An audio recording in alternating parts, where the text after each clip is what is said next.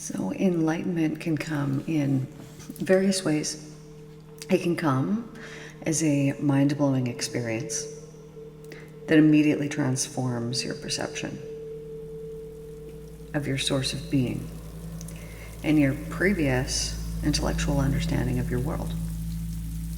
True enlightenment is an inflow of divine consciousness into your human consciousness, which you'll never lose, and which will permanently transform your attitudes of your Creator and your life generally. Gradually, you'll shed illusions which previously blinded you, and you will find yourself gaining mastery of your mind and actions, leading to wholeness in every aspect of your individual being. You can gain enlightenment through persistent study of the Christ letters. This was how it came to me, studying it for several years and then going with the intent on a spiritual journey by myself that I would gain the enlightenment full time, because I had experienced these bursts of it that would come like 15 minutes and you're like, oh, I get it, I understand, I see, oh, and your brain is actually illuminated. Actual light is coming from your brain. This was several years ago that this had started happening through my study of the Christ letters. And so I knew that what was being spoken about in them was true, because I was experiencing every single thing. And when you have these bursts, these insights that come to you, I'm telling you, there's nothing that is more uplifting. There's no drug, there's nothing that is better than that. And so these little bursts of insight that I would get over these years of studying the Christ letters were what allowed me to know, yes, I am going to gain this enlightenment from these letters. Now, the reason why you gain them from that is because it is teaching you, as I teach you, to cleanse away everything that the love is not. And it lays it out in such a beautiful way that it allows you to know that, hey, dude, like, anybody can do this.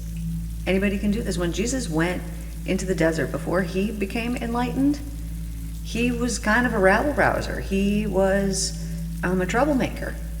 You know, he was unruly emotionally. But he was very compassionate and caring towards people. And so when he kind of got past these rebellious years, which, you know, I had those of my own as well,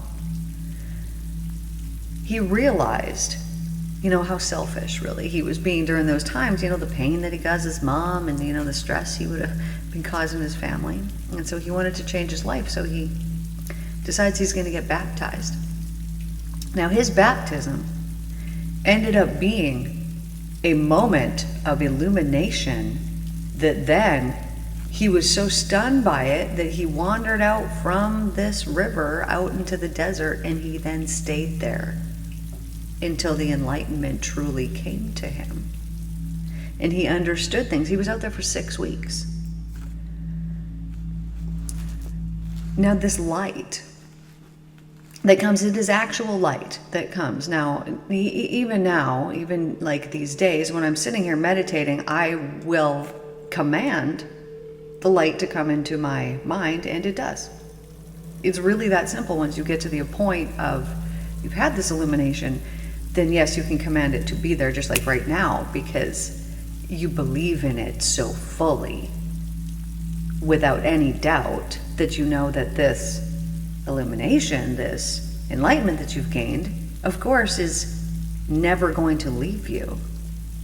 Because you, now that you've experienced, as soon as you have that first burst that comes into your brain, and it could be pitch dark all around you, and you're thinking, where is this light coming from? You are the light. It is coming from you. But that light is coming from pure love.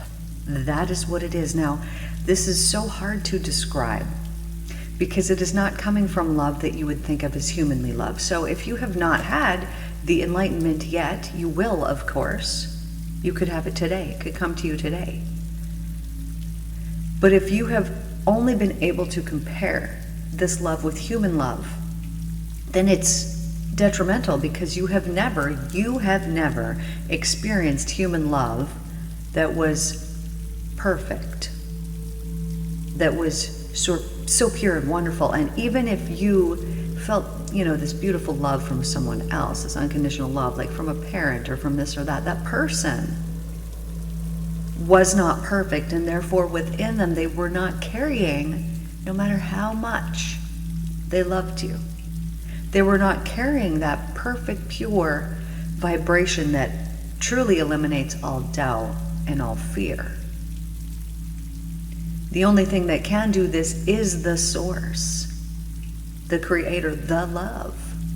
And it is so powerful that when it comes and actually illuminates your brain, I'm telling you, it actually lights your brain up. This would be great to see through neuroimaging. It'd be fascinating. As it lights your brain up, you actually become illuminated.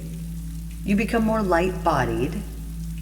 And as long as you don't allow the mind to be contaminated, and you gain and maintain the power of your mind, you can maintain it. Now, as soon as a thought that has any kind of judgment is placed, any kind of judgment, then this flow will dampen and dim. So to maintain it, it can be a very difficult thing to do constantly 24/7, but the wonderful thing is we don't need to do this. This is, of course, our ultimate goal. This is what we want, this perfection, because you and me were perfect. And it is only our minds that has introduced the thought or the idea that we're not. Maybe it was something someone else said to you, but if your mind accepted what that person said, people say things that aren't true all the time, and we accept them as truth, and it changes and weaves its way into the fabric of our reality, and then we base our lives off of something that's not even true. And it truly does change the course of our life if we're believing one way about something and that's not the case. We have woven that thing that is not true into the fabric of our reality, made it part of our actual reality when it was based on a lie. Lies can be very destructive. We might want to defend our lies and say, oh, no, this is what we meant. But if we are not being truthful, then we have woven in another lie. And as we continue to weave lies into our stories, pretty soon then we are living in a reality that is not truthful. It's not real reality. It's the reality that you've chosen to live in based on the lies. Now, here's the deal. We all do this every day long when we believe in anything other than the love. When we give in to the fear, when we allow our minds, our lack of mind control, to indulge in the fear, it creates self-doubt. Thinking, I'm not doing this right, I'm not doing enough, I'm not all the things. Any of the negative emotions that you experience, perhaps attached to traumatic events that have happened in your past, any of these negative emotions, if you change your perspective, if you perceived them differently, in a more truthful light, you would understand and you would see that they were never bad. Now, trust me, I get it, I know. If you went through something and you're thinking, you're freaking kidding me that this wasn't bad? No, I get it. I've been there. I know. I understand. I've been through things too. But once you get on the other side of them, and sometimes it's got to be a ways out. Now, you might be 20 years out and you're still bitter about something that happened 20 years ago. You need some deep healing, baby. Deep. Because if you are still bitter about something that happened 20 years ago, this is a you problem. I know they did that, but it was a gift for you. You wouldn't be strong and powerful like you are today had that not happened. You wouldn't. You wouldn't be exactly where you're at today had that thing not happened. You wouldn't be there. It would have been a different story, a different outcome. And you might think, well, yeah, it would have been a better outcome. Well, you don't know this. This is the better outcome. Why? Because you're here. And you can choose at this very moment To use your mind power to not indulge and not allow yourself to go back into any of those fearful thoughts, but you can choose love every time, all the time, always, always, always.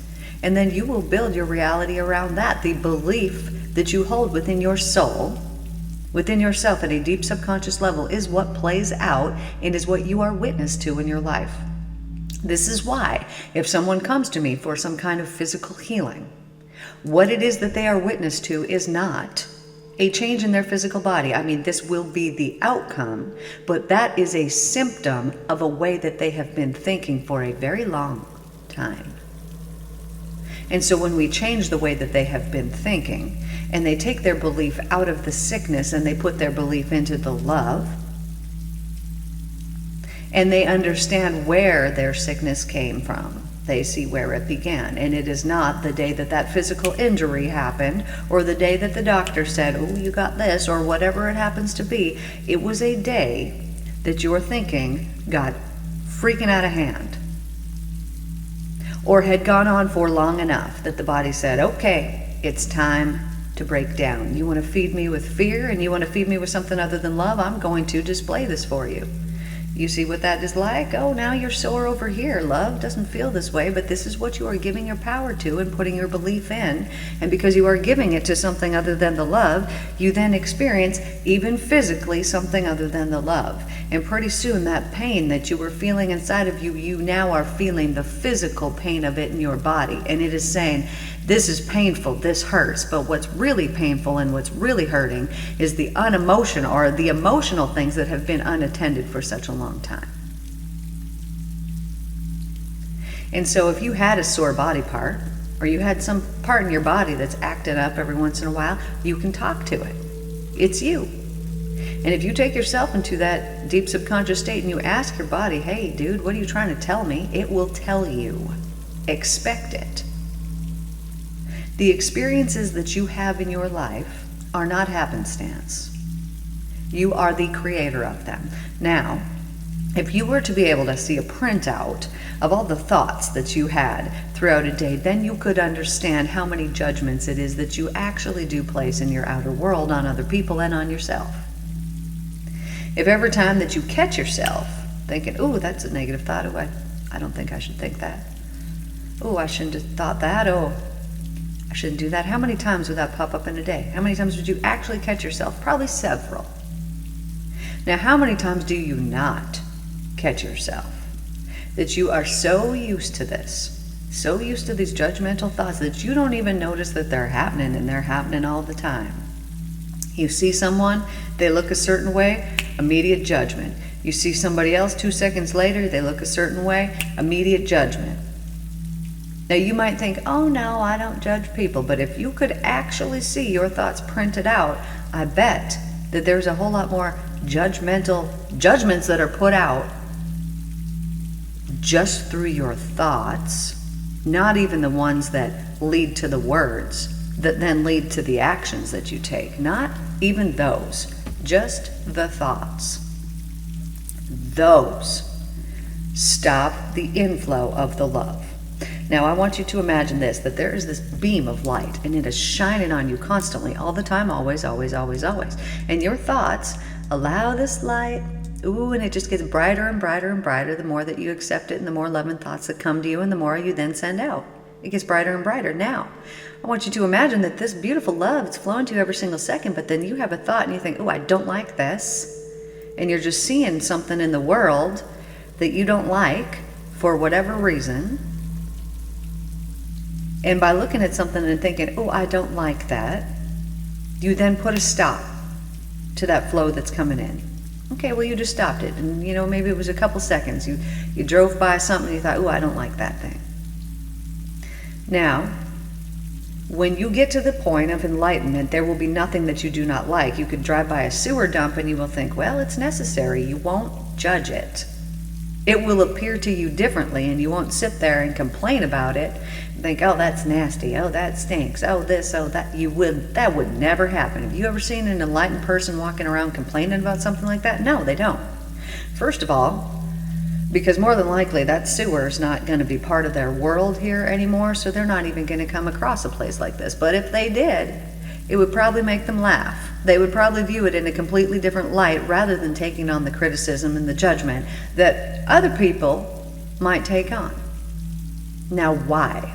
Because they understand that if I was to complain about this, and really they don't even find anything really to complain about it, but if I was to complain about it, I would be stopping what's happening in my world. And what's happening in my world is happening because at some point in the past I created this very moment. And if you then judge that, then I guess then you are judging yourself and thinking, oh, well, I've done something wrong. But we don't do things wrong. We do things according to how we are at the time.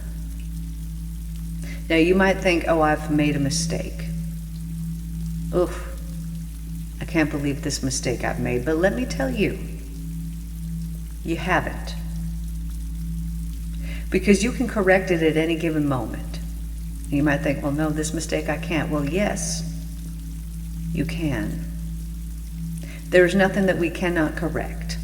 We can speak to a person and we can make it right. We could go into deep self-forgiveness and come to understand, oh, this was a necessary thing. And through my feeling all this guilt and feeling how horrible I felt for this last time, it has released me from certain things that I was holding on to before that were not beneficial for me. And so I guess there has been a benefit already that's come from it. It really just depends on perspective. Always, always. You could take the most tragic and horrible situation in your life and you could attach this guilt and this shame and this blame and all this stuff to it,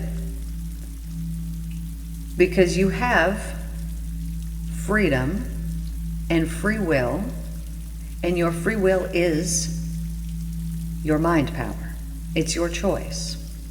And by indulging in fearful thoughts, which then lead to fearful words and then onto fearful actions, you create hell for yourself here on earth when we are here to create heaven, my friends. And we do this through one thought at a time, not just through this thought. So I am not just saying, be positive and everything's going to be great.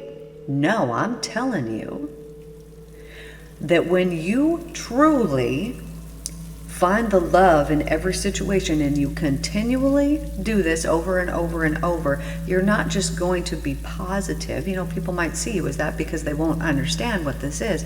But what has happened is the vibrations that you are putting out through these new thoughts that are only loving, and through these new words that are only loving, and through these new actions that are only loving, because you can't take actions if you don't got the thought and the words attached to them. If they're only loving, then pretty soon the world around you is going to change.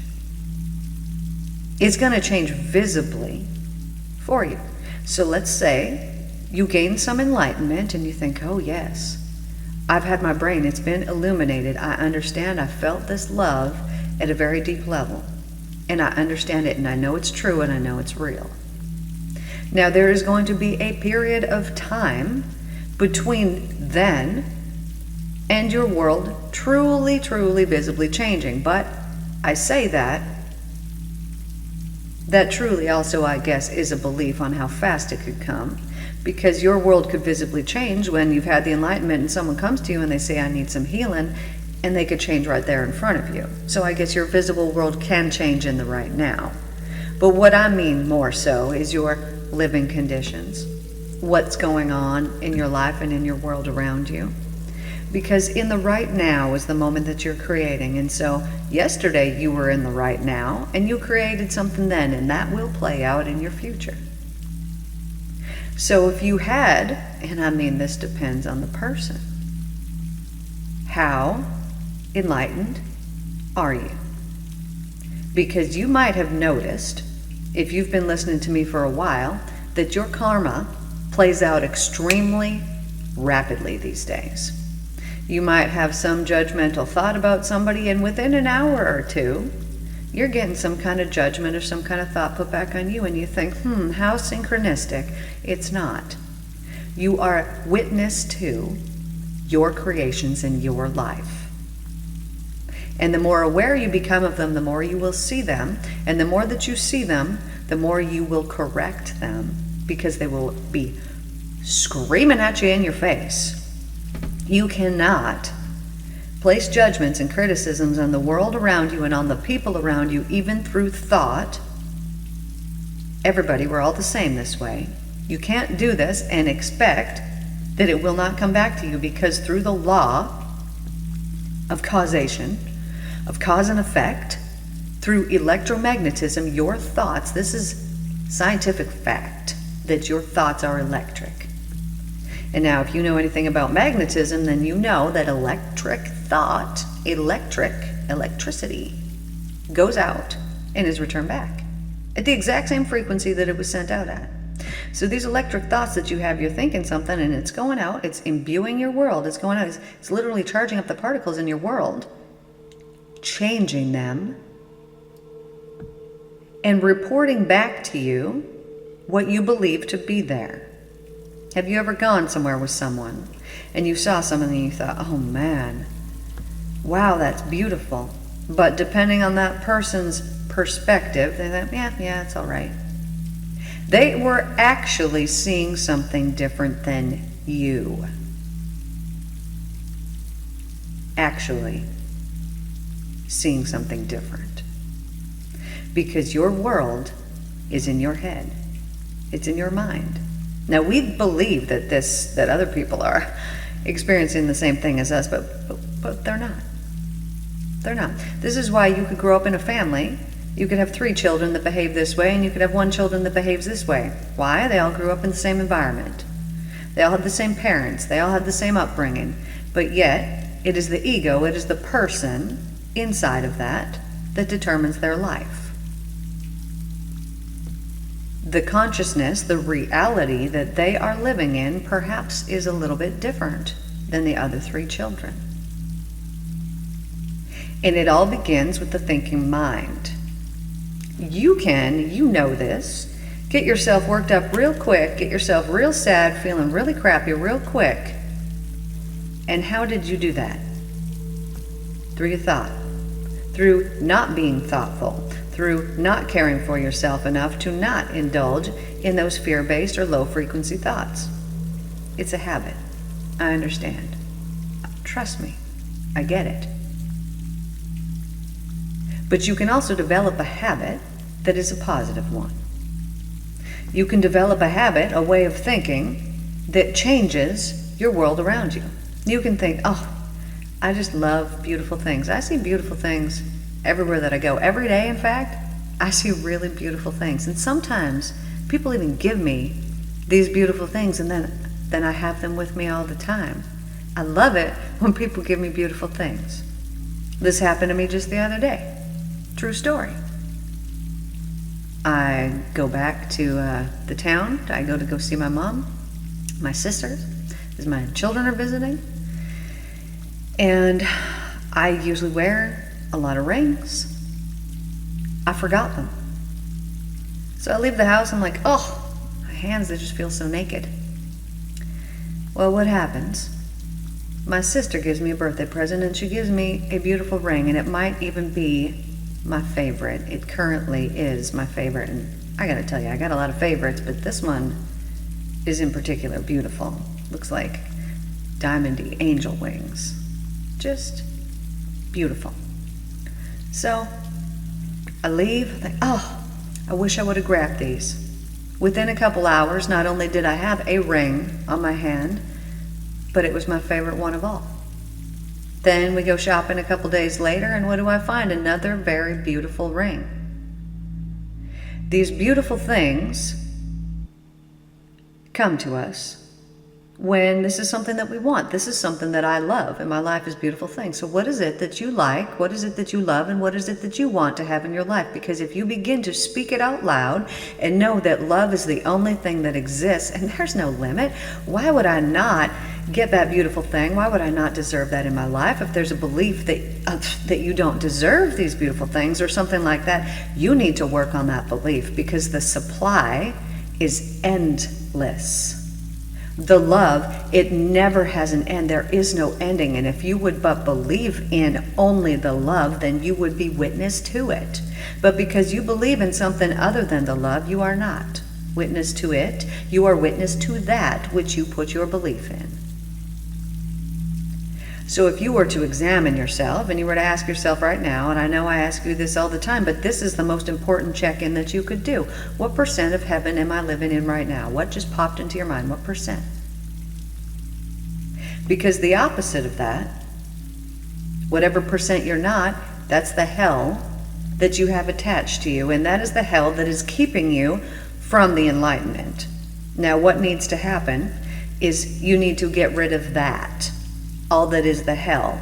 And what it is negative beliefs. It will be fear-based beliefs, and they will be based on your past experiences that will be telling your brain, hey dude, this is going to happen again. You need to be afraid about this, think about that, worry about this, be pissed off that that thing happened however many years ago or however many months ago.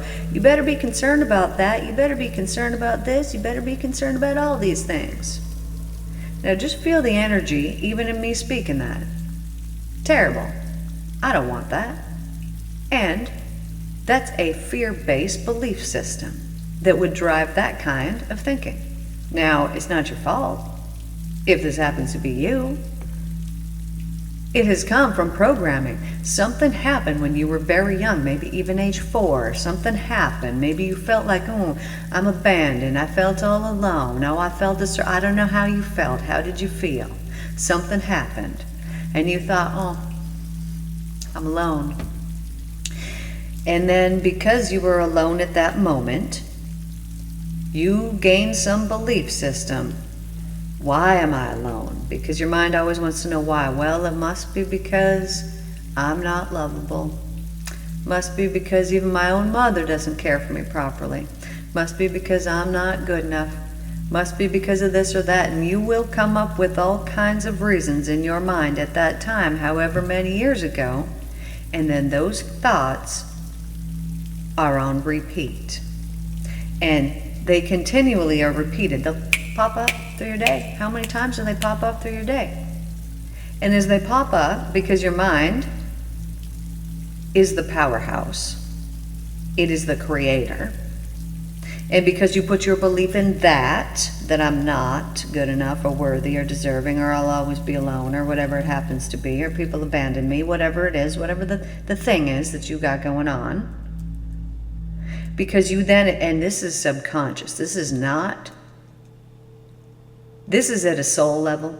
This is something that you have accepted, and you might not even be aware that you're playing out that program. The only way that you would be aware is if it's playing out in your life right now. Then there is some subconscious program, some belief system that is running, underlying your days.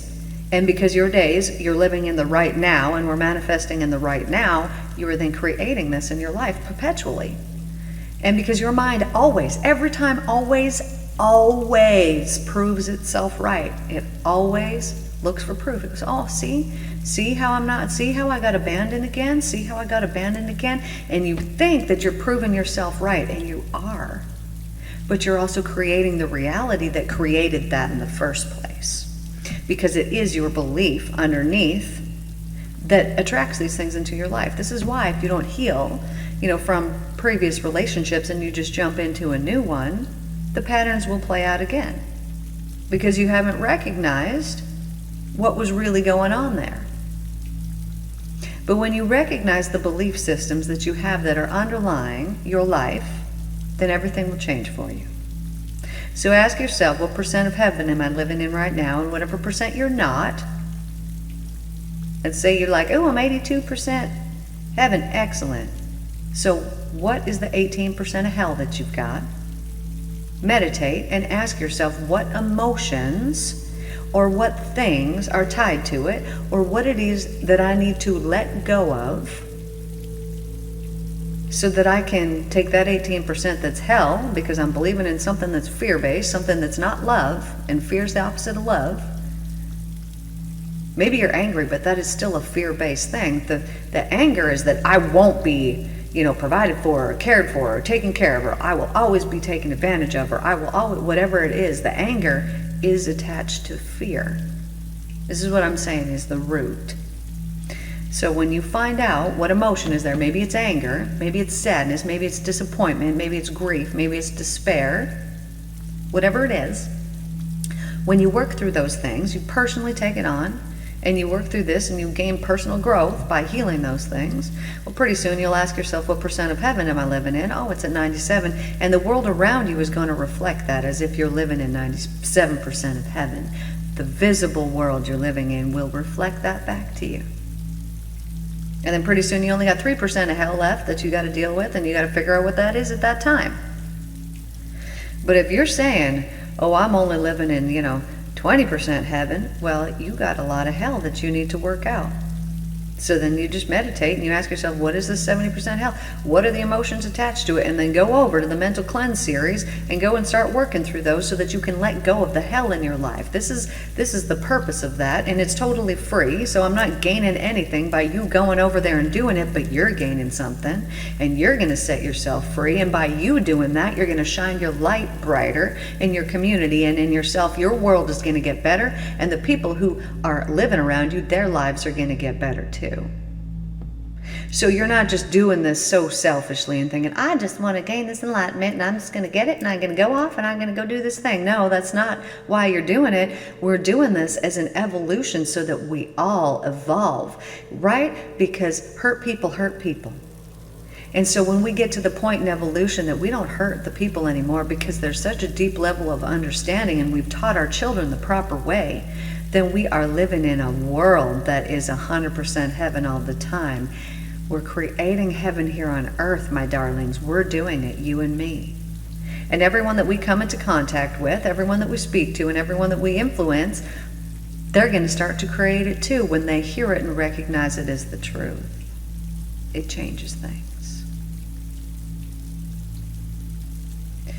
Now, I'm so thankful that you guys tuned in here today. And I want you to know that enlightenment comes in various ways. But for myself personally, it came as an actual light, actual illumination in the brain. And so I'm thinking, if we can create this, can we just send light to certain parts of our brain and have this experience and have people get hacked? Use AI to hack enlightenment? This would be amazing, because it is actual light that comes into your brain and illuminates it and makes everything clear. And it is this light that is filled with so much love that you cannot deny it, and you know how powerful it is, and you know that there's nothing that it cannot do. So if you are looking for enlightenment, I would highly encourage you to study the Christ letters. You can listen to them for free here on YouTube. You can read them for free online, thechristletters.com. Because it was this, I have always been interested in spiritual pursuits my whole life, ever since I was a tiny little child, as little as I can remember. So it's in my nature, but if you're listening to this here too, you are very spiritual. Obviously, that's why you're here.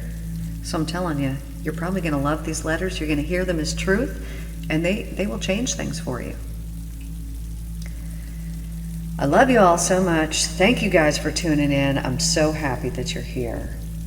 And I will see you guys in the next one. Take care.